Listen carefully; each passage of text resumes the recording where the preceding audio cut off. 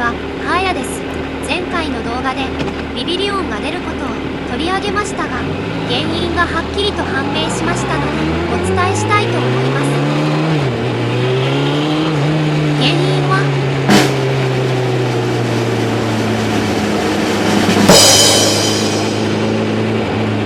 この鍵が走行中の振動で、トップブリッジの上で踊っていて、あんな音が出ていたのが判明しました。